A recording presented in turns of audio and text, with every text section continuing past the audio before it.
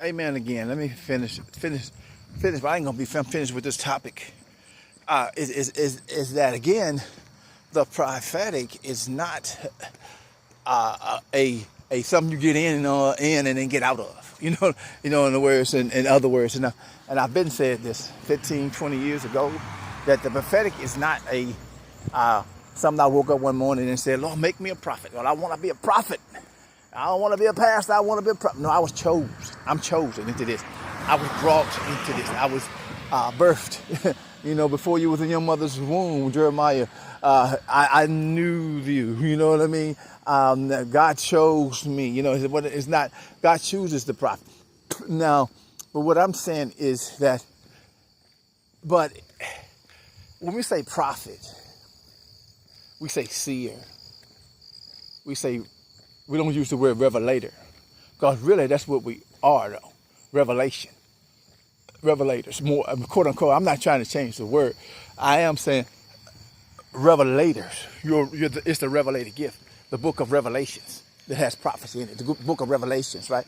In the last book of the Bible, the book of Revelations, which has prophecy in it. Prophesy, the prophecy book. We prophesy. But nowadays people, we want to downplay. We want to put the prophet through. And I say prophet. Because prophets go through more. But see, a lot of these pastors are falling. Now you got to discern between a prophet and a warlock. It's gonna sound similar though. But if any man, cheats you and tell you something contrary to the. Now let me say this right quick. I'm talking fast because the time's run out. But 3 minutes. Now what I'm saying is, God doesn't need to transfer seed. God is almighty. So that don't sound right to me with God. In other words, if a pastor, a man of God tell you that Jesus, that Adam had to transfer plants to another, how does that even make sense? God don't need to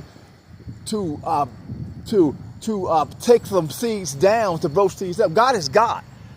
God can make grass grow out of cement. God does not need us to say that He's destined. He's going to do that. You got to do. He's got to kill these trees to bring new trees, especially in the Garden of Eden.